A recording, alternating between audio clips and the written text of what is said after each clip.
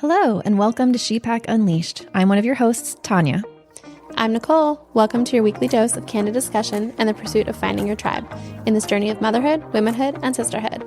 I'm Ashley. Join us as we leave no stone unturned. In each episode, we have heart-to-heart conversations that aim to challenge and empower one another. I'm Jenny. No more waiting. ShePack Unleashed begins now. In this episode, Poolside to pencils, navigating back-to-school chaos. All right, friends, welcome back again to ShePack Unleashed. We are going to talk about transitioning back into school this time around. After a long summer, Sarcasm.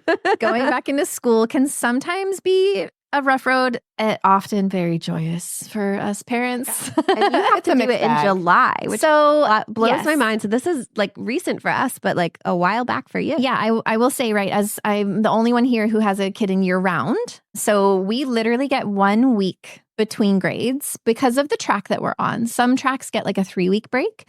So it looks a little bit different for different even year-round families. But the track that we are on, we literally get one and a half weeks, I should say, right around the 4th of July.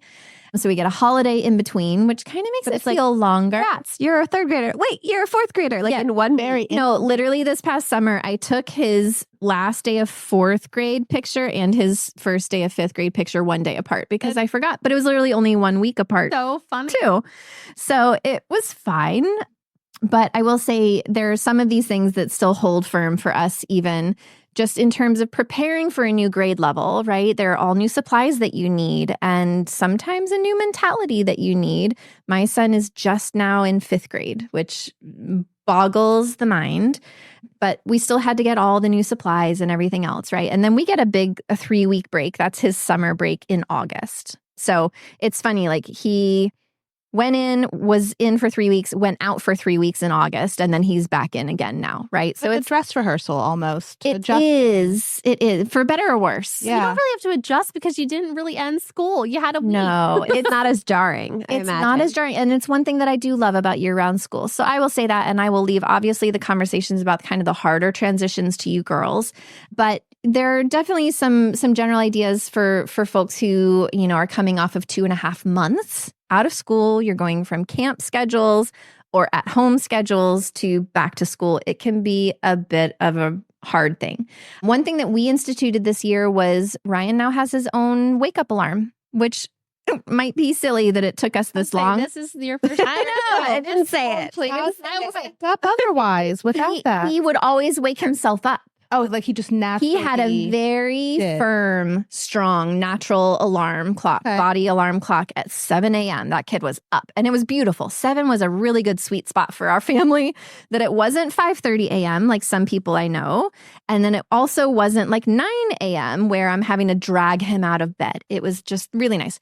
As he's gotten a little older, I've noticed the mornings are starting to get a little later when he wakes up because he's also trying to go to bed later too. Right. So that's natural. Like as they hit adolescence, their whole circadian rhythm shifts. It is. It's the first time I've understood it and see it happening. So we now have an alarm for him and he's doing really well with that. Did you practice with that ahead of time at all? So he was ready for it? What are you going to practice with? No. That's what I mean. Like, did you do it was a hard launch. It was a hard launch. Love it. I feel like I have to do a more gradual adjustment, especially around sleep, because summer with swim team and the sun, like my kids stay up so much later. Yeah. And then our school starts really early. So they leave my house at 7:30 to go to school. Okay. That's a big difference for us. Yeah. We have to be like, there's a significant shift in like bedtime and I can't do it just in one night. It doesn't work. I have to try to like look at a calendar and be really thoughtful and be like, okay, we need to start adjusting our bedtime back and like wake up times. And there's some really tough mornings where I had to be like, okay, you're going to wake up and like plan something in the morning to force them to be awake so that they would be tired in time to get back. But it's not a fun time. Do your kids kind of follow the same rhythm? I feel like for a while at least, Cruz would get up early. Yeah. Luna is the one that you have to like pull out of bed. Yeah. Is that still true? Yes. Yeah. Cruz is easier to wake. He also goes to bed easier. Okay. She would sleep She's all the party day animal. if I would let her. Are you seeing a transition in like Cruz's bedtime? Because right now with like Evan, we're seeing him stay up just like later in general because he's getting older and like not going to bed at the same time. Yeah, we're seeing the same with Calvin. It's like he needs a little less Around 9. sleep. Yeah. Yeah. Interesting. I mean, I am seeing it, but I was assuming it was because of the summer and when we did swim team, like, and That's that very normal. was why going back to school was hard, but maybe it is more of an age thing. And I think it's hard when like the rest of us here have, besides Tania, have a second one. It's like 5, 6 that like they're not quite in there, but we do bedtimes together. So like it's hard for us to like. Oh, interesting. We've had to do bedtime separate because their sleep has suddenly changed so much. I'm doing 2 beds. No, I do hear 2 you. I mean, bedtimes they're every like back to back, but Derek is There's only me most of the time. I know. Derek is much like Luna. He would rather sleep in. If he hits that last sleep cycle, like he'll sleep to like 8 something. So the transition back to school for him,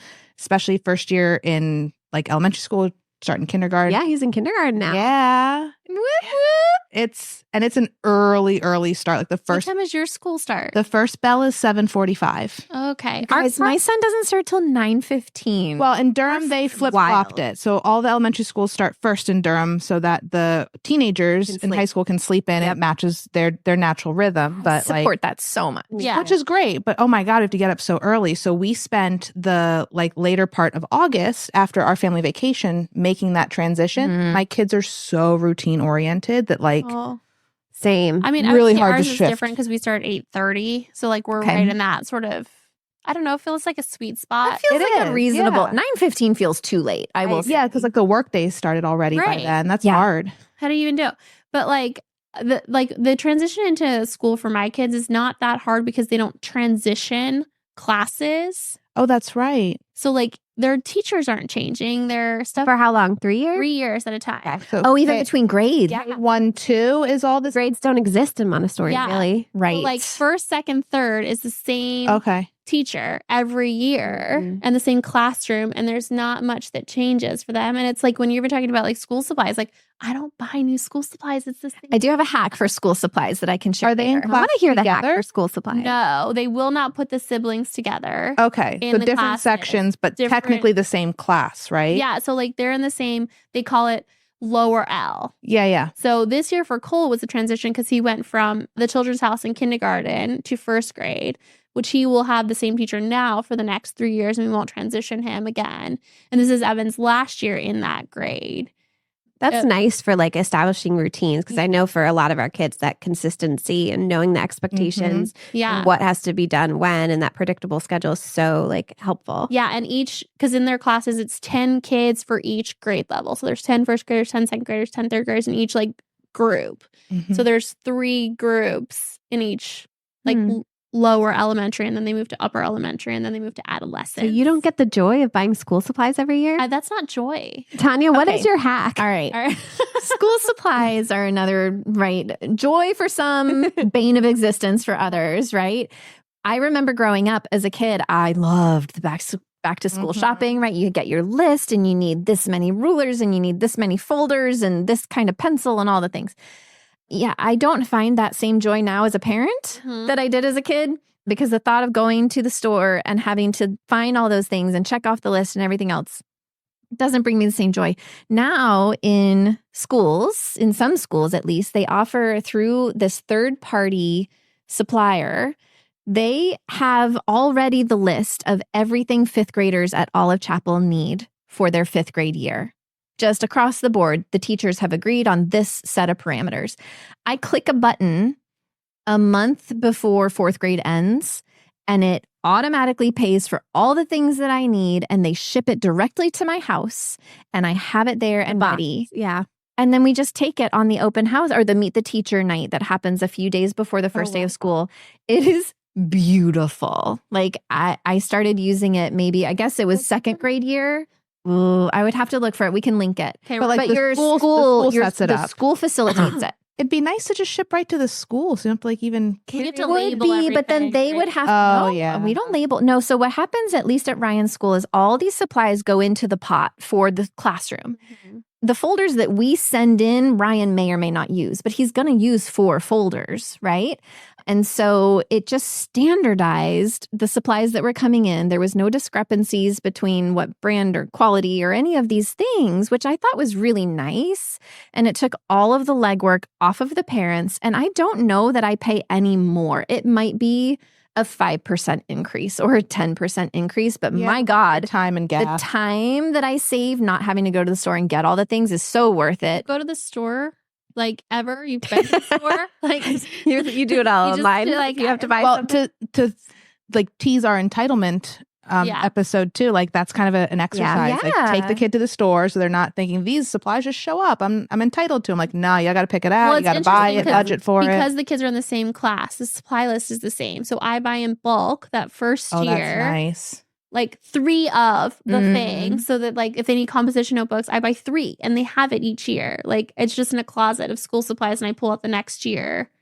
at Oh, the and you're same like time. betting on it not changing. Well, it doesn't. It's Montessori. It doesn't change. It's Yeah. very like stable in what they add. Like there That's might be nice. one unique thing for each grade, but the bulk of it is all the same. And I just buy it in bulk at the beginning of whatever that grade for the 3 years is. It is good to know if your school or teacher is going to like put it in kind of like a communal area and use it throughout the year versus if they want that to be your kids' stuff and like everything labeled. Yeah. Because I feel like I love buying labels. I get mine from Mabel's Labels, not sponsored, Oh. but like for shoes and for her clothes and for her stuff. Everything has to be labeled. Not everything, Okay. kind of that point, but like a lot of things, or it wouldn't make it back to me. And All so I would your just kids wanna go to make a sure. school that has uniforms. They do go to So school it that is has important. uniforms. It is Everyone's wearing even the That's a more same really good important. stuff. point. Yep. for them to be labeled because you can't just look Yeah. at an item of clothing. No, and if you know look at that a was- cardigan, it's going to be a uniform cardigan. You Yeah. have no idea whose it is because they're all exactly the same. That Are makes these more sense because I labeled- was like, I don't label any of my kids' think stuff. If he loses it, They're it's his fault. stickers. I don't label it either because Yeah. I want to be able to pass it, like sell it off. I label everything but underwear Right. because Cruz told me if he loses his underwear and someone finds it, he doesn't want them to know it was his. Oh, interesting. Smart How is he using his kid, underwear man. at school? Like Just at a Gym and curiosity? like camp and stuff like that. Like they change clothes. Underwear? Well, Yeah, if you for get sweaty, swimming. you might need Oh. to.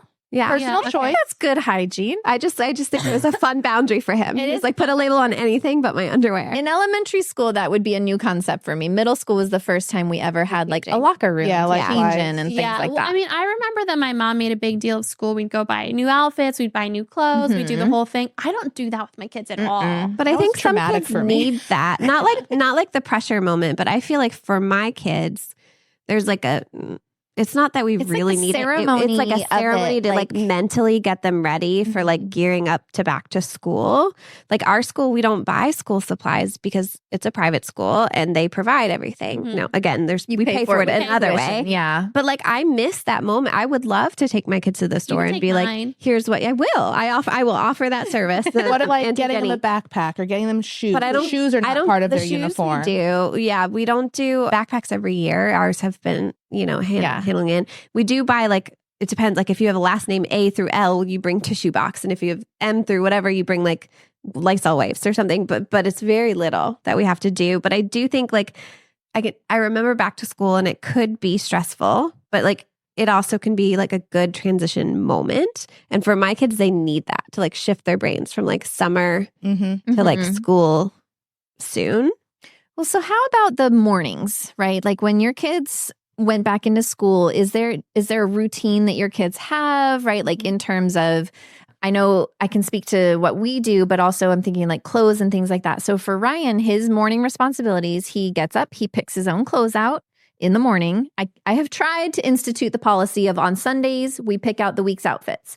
And we have like a little accordion folder thing that hangs from the rod in his closet that he could just burrito roll his clothes, stick them in there, and then they'd be ready to go for the morning. In my brain, that was beautiful. In his brain, not Do necessary. you struggle with picking out clothes? Sometimes he gets a little grumpy in the mornings and he doesn't want to pick out his own clothes. He wants me to do it. And I say, no, dude, you're 10.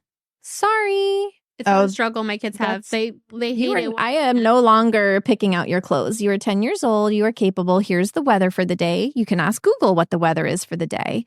And he will still come downstairs. Like I had to send him back because he came down with fleece pants on a day it was going to be 99 degrees. And I was like, no, homie, I can't send you to Oh, school we in do the that. Step outside and let me know if you can be outside all day in that. Yeah, North Carolina, though, Yeah. it's a very different Changes. temperature at Yeah. 8:30 versus 2 p.m. when he's outside for recess. Evan wears 2 pairs of pants. He wears his shorts underneath it and his like long pants in the morning. And then he takes God bless. He has a quick change. That's Really breakaway pants were made for in the 2000s, man.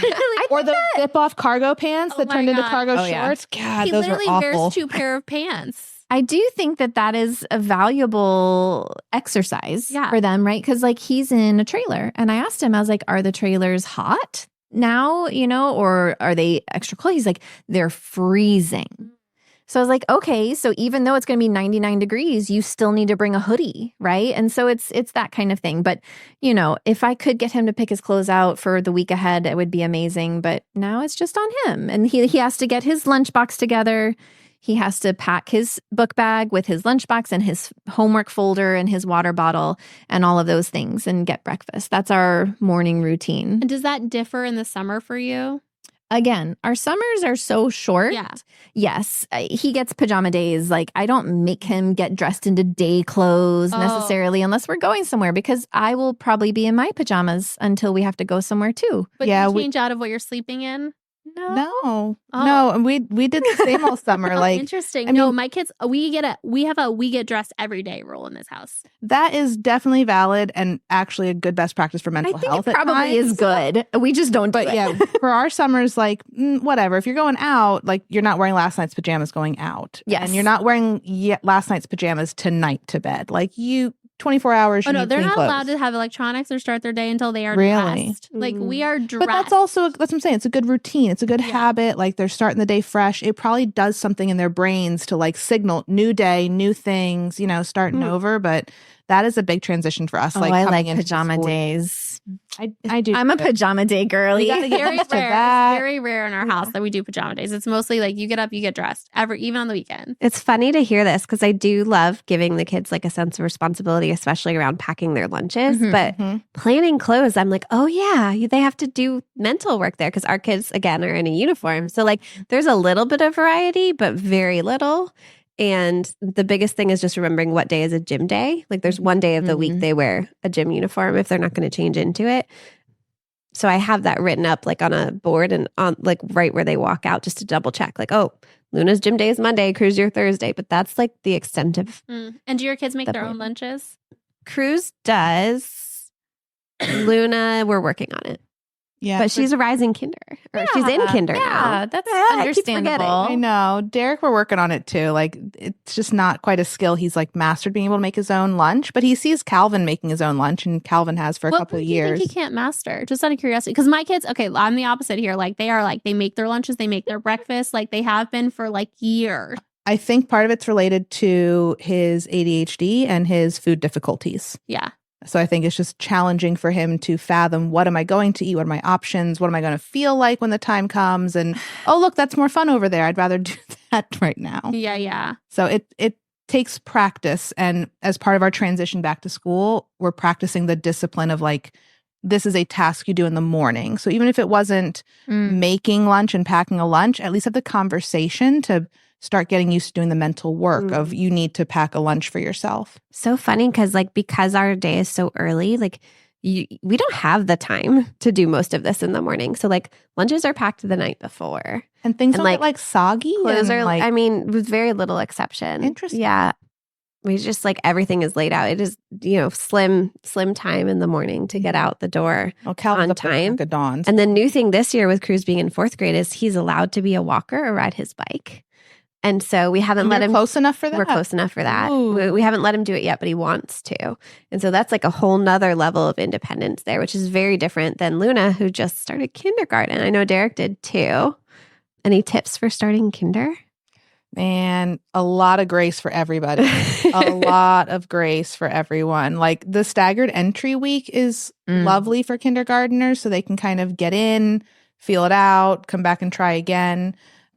But something we struggled with Derek in particular, more so than Calvin, I've noticed, even when Derek was in daycare, was the like end of the day, just I'm done masking, the I'm done holding it crash. together. Even now in 5th grade, I noticed it for his first week. So I don't think it goes away. It might get a little easier, I will say, for Ryan, but for us, but either way, like when the kids come home, they just want to veg out. I realize now they're using their like 1 hour of school day screen time to regulate at the end of the day because their decompression. Yeah, they're so dysregulated from like holding it together all day that they come home and before they get the chance to explode into their genuine selves, they're just like, let's center, let's still the body. So interesting because Derek changed schools, right? So like he is going to a completely different school for kindergarten. Yes, to him it's his brother's school.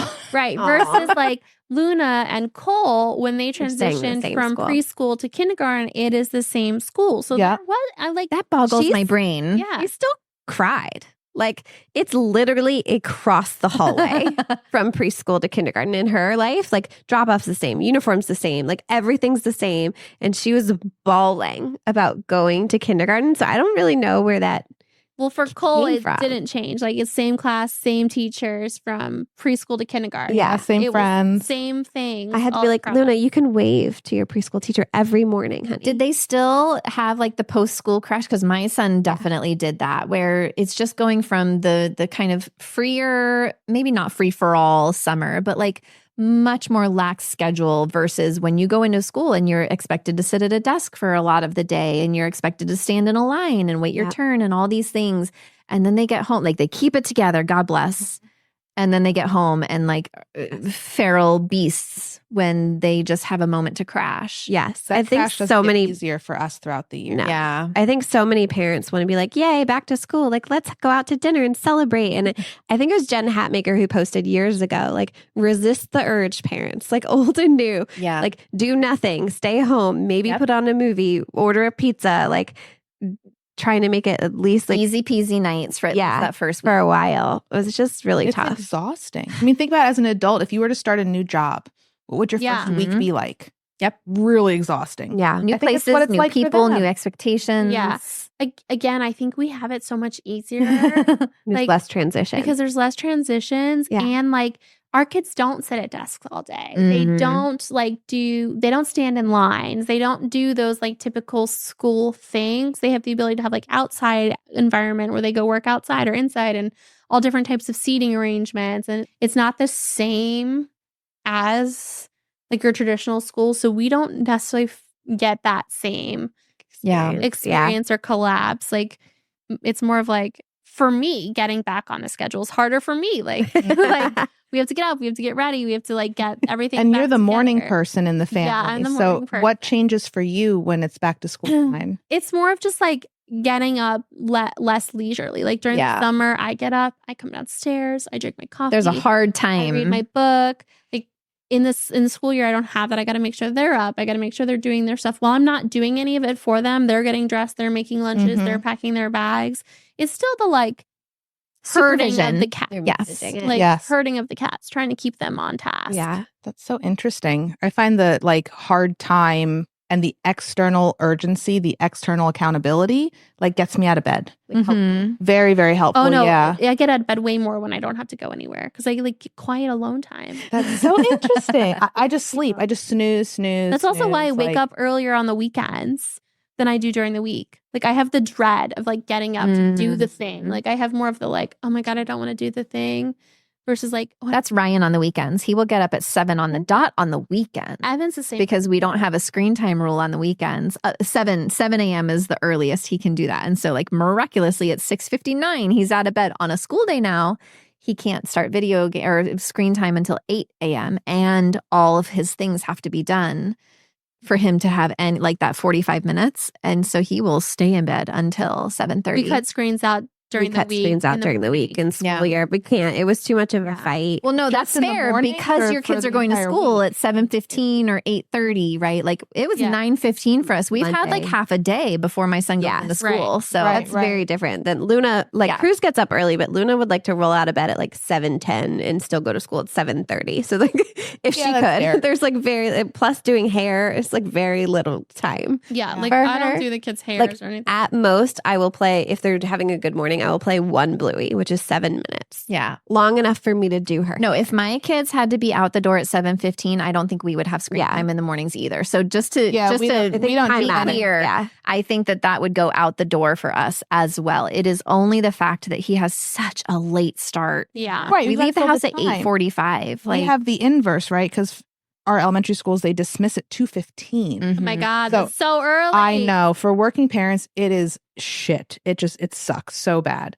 So by the time like I pick them up and get them home, it's 2:45 or whatever. But like Bob and I are working for 2-3 hours. So like they do aftercare? No, they don't. Are they going to this year? There's hundreds of kids long wait lists for that stuff. And it's not realistically feasible for us. So my kids argue with us about how many days they go to aftercare. They want, I want to go. They love it. Yeah. I want to go to more. And I don't even try because I know the wait lists are long and there's other families that need it more than we do. And like that those spots need to be there because you both work from home, and so it makes life harder for you for sure. In some ways, yeah. But God, if I'm on a meeting and there's just a 5-year-old running around and like outside my office, it's like, hello, join me. So who's watching them, or are you kind of like going free for all this year? Yeah, right now it's a free for all kind of situation. Like we don't have proper after school, but we're saving the screen time for after school, and they get 1 hour a day on school days. What the pediatrician said that the American Academy of Pediatrics says is okay. So, all right, your 1 hour, do what you will between getting home from school and 5 p.m. Like that's it. And your kids, do they have homework yet? So Calvin started homework last year in 3rd grade, yeah. Okay. And the deal was like you need to make an attempt at your homework before you go do your hour of screen time. There were definitely some days that he's just done. He needs to disconnect. Yeah, he needs to disconnect, decompress first. And we tell him like, listen, it's your choice. And he gets all the homework at the beginning of the week. So he gets to pace himself too. It's not due till Friday. So like you had an awful day and you feel like doing nothing but like rotting on the couch with your iPad, do it. That means more work tomorrow. So be ready for it. And you choose. And he learned over the course of 3rd grade how to moderate himself and make those choices. Like there were weeks he was done in 2 days and he's like, hell yeah, I got extra free time. And like other weeks that he delayed and procrastinated, wasn't feeling it. And then Thursday afternoon comes around and he's hating himself for it. Oh yeah. So yeah, but Derek won't have the homework. So there's a challenge there with them not having the exact same thing. The expectations are different. Yeah. So Calvin's sitting there doing his homework. He's like, I want to be watching. If you would like whatever. homework from Derek, I can provide that for you. I don't need to do I'm that. over I here hear you. on the Montessori. There's nothing, there's no research that suggests that homework is helpful. 100% agree. And I wouldn't do it but because of that same dynamic where Cruz had something and Luna didn't, I got a bunch of worksheets together. They were very easy. And she could be done in 2 minutes if she wanted, but just to like, for her to have an equitable thing of like, you have to do your homework. I didn't ever hand it in to a teacher. Yeah. It was just like, it was basically tracing a letter. I have them all. I could provide them. Yeah, I would love to check that out. Yeah. The idea right now is like, let's read a short story. Let's read a little book while your brother does his homework and then you can both go run off and do your thing. And like Derek's been reading a lot lately, just picking it. I don't know what he's doing. He's just suddenly reading words and I'm like, cool. Can't spell things out loud. So do they have like morning chores or afternoon chores or things they have to accomplish and like also, or is it just strictly like the homework? The morning chores are making your lunch. That's their big thing. Getting themselves dressed. Calvin likes to pick out his outfits for the week, like you were saying, Tania. Ryan doesn't, but Calvin has like a drawer with little bins, picks it all out. Derek's just kind of free spirit, whatever, in the morning. But yeah, it's more their like self-care and getting ready for the day. That's their chore. And that's how we frame it. Like, this is your time to prepare yourself, to be ready for the day, be your best self. That is the chore here. Oh, we do dishes. Summertime, Calvin was putting away dishes. Oh, but every single morning, no matter what day of the week it is. I know. We got to do more of that. Nichole, I think it was your suggestion, but we got those little boards where you could write in whatever you want and toggle like done or not. So we have those for the school year. And I listed out like the things they should know, but having the visual was really helpful of like, eat your breakfast, brush your hair, get your shoes, pack your backpack. And they do start toggling it. And then at the bottom, I put like bonus, like whatever the chore was.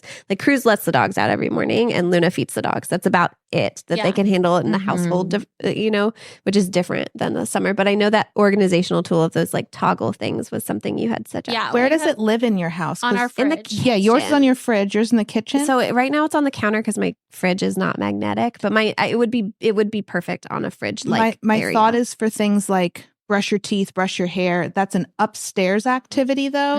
So if they come, maybe this is a weird thing for my kids, and I have this issue too. I think it's just the way our brains work, but like where it is. Those are upstairs tasks, They're not upstairs downstairs tasks. So the list needs to be upstairs. That needs to be like in their bathroom. So we actually on their bedroom door. We have a checklist of like bathroom tasks in the bathroom already that says like do these that might things work for in Evan this because I sent him order. back upstairs literally every day to be like, you did not brush your teeth, but our shoes and socks are downstairs. It's so funny you Our guys shoes talking are- about this. Our socks are downstairs Because the shoes. Yeah. Because we literally this year bought 2 sets of everything for toothbrushing, and we have a whole bin of Luna's hair that lives in the downstairs bathroom because the act of Luna's eating- hair accessories. well, brushes because I've got to help her plus accessories, but the act of coming downstairs for breakfast and then going back up for brushing teeth was problematic. Yeah. it So was now for we us, have two too. totally different sets of exact same things in both in the upstairs and downstairs bathrooms so that we don't have that fight. Well, Evan won't brush his teeth until after he's eaten. Same. Exactly. So that's why. So now they don't have to go back upstairs. Oh, I just sent him back upstairs. No, it's just not worth Does the he fight. stay focused? Because my children. Focused. Have you met him? That's why I'm asking the question, because that's exactly what happened. We would send them back upstairs to go brush their teeth. They and just end up in the didn't, or they playroom. forgot. Yes. Right. And it's That's exactly like what literally happened. they're walking through their, like Calvin will walk through his bedroom to get to his bathroom. He's like, ooh, a shiny Lego over here. And I mean, I don't mean to be like, rude about it, but like his attentiveness. He's over there. And then it's 5 minutes later, like, dude, we got to go. And he's like, Yeah. shit, I got to. Yeah. What I found That happened the is other that night. Cruz was making like a sword out of popsicle sticks. And I was like, you went for your socks? Remember? He was like, oh, like you forgot. Yeah, no, the screen time is the ultimate motivator Same. for my kid. Like if you tap Yeah. into whatever that motivator is, if you can find it for your kids, sometimes it's not as clear cut, but like if that's what he needed to do to get screen time, kid's doing the things, right? And like I don't have to hover over him at all anymore. And I do think an like ADHD thing for us Yeah. where it's I hard for to stay on sure task. agree and understand it wholeheartedly, and I not taking it for granted, Yeah. right? Like I am thankful that like this is not a huge struggle for us. Once I found the key to his motivation, Mhm. then it became easy peasy. I love that. You're tailoring Before it to we him. found that, it was a struggle every morning, right? And we had oodles of time and it was still a struggle. And I was like, why is this a problem? Once I allowed screens in the morning after a certain time and after this and this and this and this and this, done. Well, ours is sort of the same, but like you don't get to have your afternoon screen time if you did not accomplish all your morning tasks. So you're Sure. not getting it in the morning, but you Oh. can't have it in the afternoon if something did not get checked. Do they have the opportunity to finish in the afternoon to earn it back? Depends on what the item is. Yeah, some things you Right, miss like the you moment can't- and like, oh well. Not have put your water bottle in your bag. But their right? morning tasks are all setting them up for their day, right? Like other than the dishes. yeah, no, my the dishes was dishes. like as totally separate. That's a chore in Yeah. my brain. The rest of his chores, quote unquote, are literally him getting himself ready for his day, Yeah. which I feel like is an important life skill. That's Like, interesting because in my mind, it's the other way around. If you don't fill up your water bottle, tough shit. You've felt the Oh natural no, I will get a consequences call all from the day. school and have to bring it out Oh, can't fill up their go all water that? bottle at school. if they don't have a water bottle. Oh, if they don't have the water bottle itself. Right, like if he did. and he can't just like go thirsty and like deal with the natural No, the school consequences. will call me and I will have to bring it. because the school would probably get in Oh, trouble. I see. Like In my mind though, the dishes being the chore, like you're saying, if that didn't get done in the morning, I could see that being a reason not to earn back the screen time for the afternoon. because you missed the moment, right? Someone else then had to go empty the Yeah. dishwasher, so it could be available so for the that's day. that's the caveat. Like if I didn't have to load the dishwasher back up during the day, Uh-huh. they do have the Mm. opportunity to unload it when they get okay. home. It's But variable. if the sink is full of dishes Right. and you didn't unload it, I have to now unload it to continue the cycle of dishes. So, Right, like, right. If That's exactly what I'm getting yeah, at. it's a variable. It's depending on like I like how that. full the sink is. You might be able to have it, but it'll also depend on if they have after school activities or Yeah. not, right? And Oh, like true. we have a ton of after school activities. Well, so that brings me to a very interesting portion of this in terms of how do you organize yourselves to make the school year successful, right? Like, what have you done that has not worked? What have you done that does work, right? And like, what are some maybe tips and tricks we can share? I mean, we definitely have, between me and my partner, have to plan meals. Like, so we do a lot of after school activities and my husband works nights. Mm-hmm. So figuring out when dinner is and who's doing it, we do that every Sunday night. We kind of have like, we also have rituals. You've heard me talk about that before. So dinner at a certain time, after school activities, Luna's are basically Monday, Wednesday, Friday. Cruz is basically Tuesday, Thursday, Saturday. That doesn't mean they're doing something 3 times a week. It just means like, if they want to sign up for dance, I'm going to try to put it on a Luna day because I can't be in 2 places at once or pay someone. And it all falls on you usually. It all falls on me usually. So I almost feel like my organization is more like the mental load that has to be between me and my partner than like a physical like homework area necessarily. I don't know. How do you record who's doing what to remember? So we have a meeting every Sunday night where we get together and talk about like the dinners and who's doing what, like literally who's on what base, who's picking this up, and there's kind of the norm, but there's such variability that we have to like check in. Like, do you write that down somewhere? Is it on a digital calendar? Like how? All of the above. So we have dry erase board in our house for the month. And then Beto and I share a digital calendar. There's a lot of like visual reminders though. Because if I don't see it, it doesn't exist. We have like certain hooks that their backpacks hang on and their water bottles have to be there. Like having a specific place for the school shoes. That's the biggest fight in our mornings is like, where are your shoes? I can't find my shoes. Get in the car. So like the shoes, specifically school shoes, have to live in one place. Use different shoes for school and life? I've started to. Like, it's not what I wanted, but because they're just so hard on their stuff. Does the school require different shoes or no? No. Okay. But there are strict rules. Like, if you're wearing white socks, they're ankle socks. Or if you're wearing leggings, they're black leggings. And if Luna's in knee highs, they're maroon. And that's it. Like, okay. So, like, you can't just get any pair of socks, right? So, like, fascinating to me. Like, my son is like the one shoe king.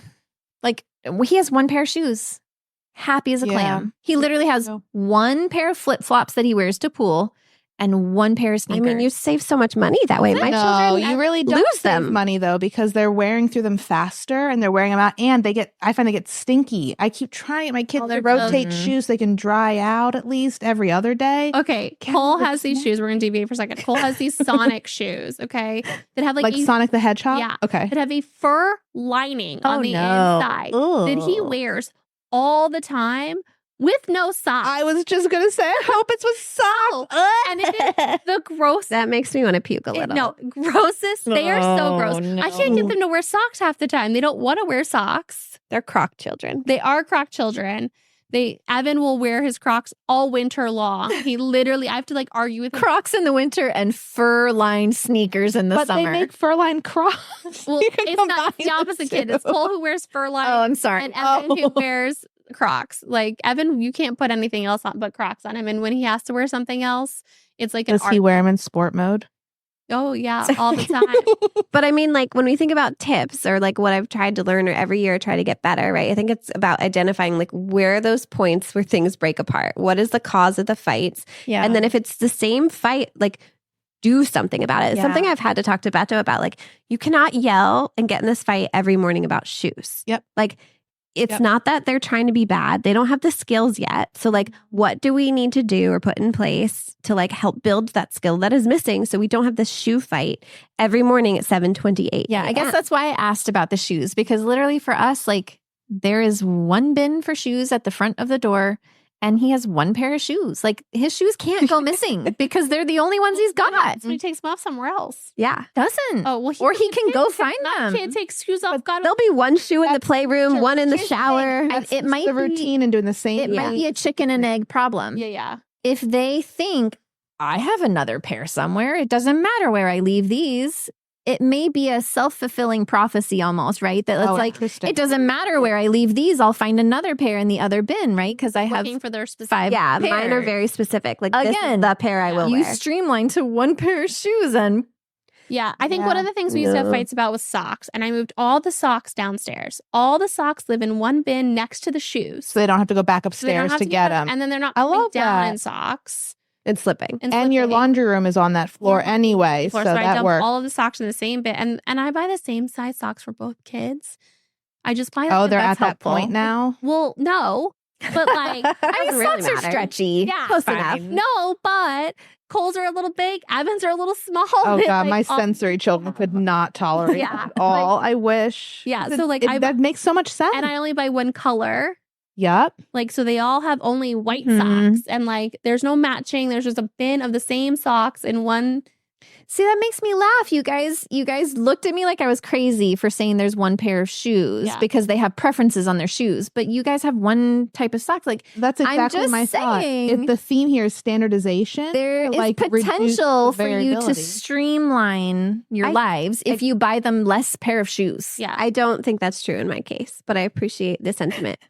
I'm just saying they will wear however many you provide them. I hear you, but Luna might love her sparkly light up sneakers. I hear She's you. not allowed to wear those to The stores may stop making those magically. I don't know. They just don't have them in your size. Well, she's got a lot of restrictions for school. Yes. Yeah. So like letting her have other shoes that she doesn't have to wear to school gives her more freedom outside. Shoes are the only thing they can pick. Yeah.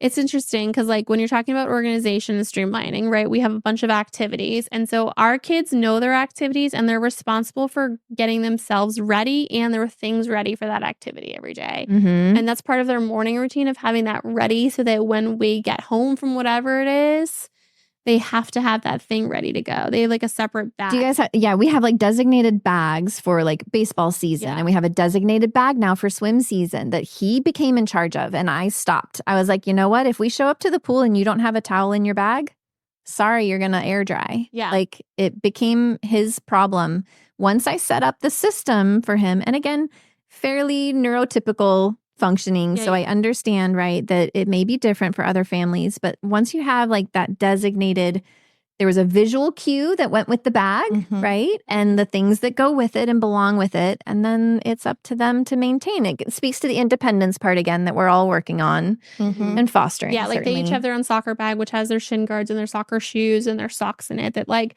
when I come to pick them up from school, I have their soccer bags from whatever you put in there. And like, you got to start putting your shit on in the car. It's like, we got to go from here to there. So like, they're putting socks. Like superhero changes happening in the car, right? I love the natural lesson though, because you're not insulating them from feeling what it's like if they miss something. Yeah. Because it happens. I forget shit all the time. Yeah. I have to like tolerate that. And if they don't put their soccer balls in their bags, they didn't have them. And they're like, oh, I don't have my soccer ball for soccer. Like, sorry. Guess you're just kicking an air ball today, like you're man. gonna have to ask the coach if they have an extra one. I don't know what to tell you. Like there's no going back. Great problem solving. This is what I want to be. We're not there yet. Like I am definitely the checker. Like at the door, I feel like so much of this I own, and I'm trying to do like to delegate like specific tasks to either Beto, my partner, or like each kid. And I'm just already anxious. So Cruz is a 4th grader this year, and he started band. And he got a trumpet. I was going to ask what instrument. And I'm already like, band with his trumpet. It's a whole nother story. He wanted percussion, which I did too, because they had like very little drumsticks they had to keep up with and like a quiet pad to practice on. Like but practice pad. They don't let them do percussion until they're older. So we now have a trumpet that is rented. And so I thought about you and all the Fair Play stuff you've taught us about, because I just looked at Beto and I was like, the trumpet is here. It is a rental. Everything about this trumpet is you. Yeah. I am not cleaning it. And obviously Cruz needs to do it, but like the management of it, like it's already stressing me out. Are we taking bets on how long this lasts before you take ownership of this trumpet? Sure. I would like to take a bet like on a this. day. Like, I've made it a couple weeks. You're going to make it. I think you're going to find the trumpet. If it gets to the point that you find the trumpet like really grody with like slobber and stuff, because horn instruments and I can't. That'll be the point that you say like, screw this, I'm taking over. It's a rental. No, I know. There's natural consequences if they don't accept the rental. There's penalty fees, right? So expensive. Cruz is going to have to pay for that, right? Like Cruz understands the value of money. I know. He saves his money. To be fair, wait. It hasn't happened yet. Let me finish. But to set the stage for success from the get-go, you make those expectations clear to say you are almost 10 years old. This is your response. You chose this instrument. You desperately wanted this instrument. You got it. Now you have to be responsible for it. This is what it requires to be responsible. Help him understand what components go into that. And then here are the consequences of not being responsible for this thing that you chose. Yeah, I hear for you, Luna, but it's a different But thing. I'm even trying to delegate all of that mental work and teaching to my husband. The word I can't do it all. Very interesting to me there. Say more. So you guys know Bob and I follow like the Fair Play kind of framework and thing. To use the word delegate there almost suggests that it's inherently your responsibility. It's a supervisor delegating. And my personal opinion, in a partnership, I don't believe it is any one person's responsibility to do something. But I do think that because of gender norms and the society that we are raised in, that just personality norms. Or personality A-type asshole, and I can't undo it. I mean, some of that too, yeah. But I don't know, my experience, there's a lot of patriarchy and ingrained misogyny that comes into, like, the woman of the house is ultimately responsible for that, and he's helping, right? And you're delegating to him, like, give me the list and I'll go do the thing. Like, no, you decide the list and then I'll follow the list, right? So there's been a lot of ongoing conversations with that. How do we, like, balance those things?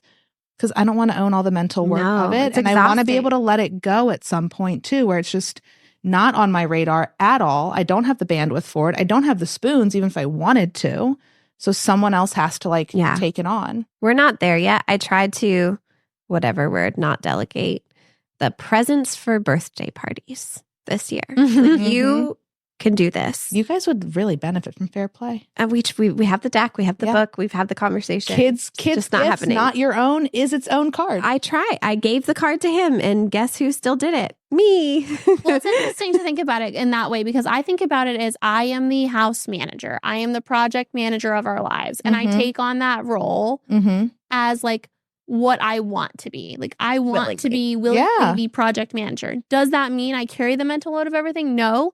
I send that mental load to you to do, but I'm still the project manager. You can identify it. You have an implicit agreement that that's kind of what works for you guys and how it happens. And I don't think it has anything to do with, like, for us, the gender norms, because we practice exact opposites in our house. As long as it's an explicit conversation, it's been negotiated, everyone agrees, and do whatever makes sense for your family. It's just that it's like, for me, I can't let go. Yeah. That's okay. And I don't want to let go. That's totally okay. And I feel like the back to school season brings up so much of that, right? There's the forms that are sent home, either paper or digitally. There's the supplies to get. There's, like, the emails with information about class parties or pajama day or bring a snack or volunteer. Get approved as a volunteer. And even just in Fair Play World, there's a whole card for school transitions, specifically for like we just went through transition to kindergarten, like a new school, a new something. Yeah. That is a designated, like, bigger than usual kind of task to manage. And like even communication with the teachers, emailing the teachers. Yep. My husband works at the school. God, this is hilarious. And you make me laugh. I mean, he talks to them, and I don't mean anything bad on him. Like, they have conversations, but it's the part where I'm like, oh, you talked to Mrs. So-and-so. How did the conversation go? What did she say? He's like, it's good. What's good? What did she say? Like, so like to get the level of information that I want, he's like, why don't you just talk to her? You have more questions than I do. And because you want to enter his world, be interested in him and how his day went. Yeah. It's good connection for you guys too in that way. We're working on it. Yeah. But it's definitely a struggle. And there have been times where I've laughed out loud because Beto is literally in the school. And they call you. And they call me. That's hilarious. And I'm number 2 on the list. Do you ever say anything to them? No, I haven't. You should. You should. If it persists, I will. It was, I think, once or twice. This might in a couple of years. This might bite me, but I've done that before where like something's been going on, like messaging the teachers, right? And the teacher's messaging like me and Bob at the same time. And I'm like, oh, Bob was supposed to do that. And I've like thrown him under the bus respectfully about it because I'm like, I haven't done that yet. Nope. Like with even this past summer with Cruz going to summer camp, that's supposed to be a Beto thing. Mm-hmm. And then we got an email from like, he didn't send in his physical to the camper thing. And the physical's done. You have to put it in the portal online. And I was like, ugh. You know, so. And my smart ass over here would be like, reply all. Please speak to my husband about the details of that. No, I didn't do that. I was like, here's the form. And the fact that you did your part of designating yourself as number 2 on the contact list, that he is number 1 on the contact list, not you. Yeah. That is no longer an internal thing in your house. That is an operations thing for the school. If they are not reaching out to the first point of contact, that's a problem operationally. No, maybe, exactly. Maybe I called him, he didn't answer because he was subbing. Like, there's a lot that I don't want to make bad assumptions here. I just think, like, to your point, I do think there's a significant amount of work, both mental and physical, in preparing for back to school and ongoing, and the first couple weeks of school and ongoing through the year, and making sure it's clear who's doing what. is really important, or it can be such a cause for fights, either between partners or between the kids and you. So I'd love to hear from our listeners the poll on like, is it you? Are you the mom or the female or the manager who, or is it like your husband? Because my husband is the designated school person. He does all of the like field trips, all of the school stuff, all the paperwork, right? And like, how did you come to that? Right. And how did you decision? Did you like say, Does it play to people's strengths? Right. Is it because of work constraints? Like there could be so many factors that help guide that division of we labor. didn't even talk about work constraints and how that fits in. Right. Yeah. Different But stuff. for us, right, there's different work constraints for us in the day. So I became the default school parent, right? Yeah.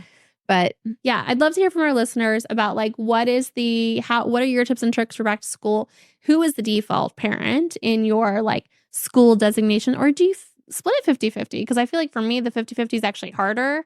I agree. Yeah, I agree. You don't have like, then there's, you don't know who's then you doing don't know what. who's doing what, right? Like versus like having the designated. Unless you have two separate schools, like you get the preschool, I'll get the elementary. Yeah. Like 50-50. Oh, would that's be a really whole hard. other conversation. Yeah. That's going to be our we would life. be here all day, later. but we are. Yeah, for you're sure. currently- Yes, we need to wrap. So this wraps this week's episode of ShePack Unleashed. We hope you enjoyed listening to our back to school stories and tips, and we hope that you've weathered the back to school season well in your home. And if you enjoyed today's episode, feel free to follow us on all of the socials. We're also on YouTube. Subscribe so you don't miss an episode, and comment on our posts so that we can hear more from you guys about what you're doing on this back to school season. thank you so much for being a part of our pack. This is Ashley, Jenny, Nichole, and Tania signing off. Stay wild and fierce.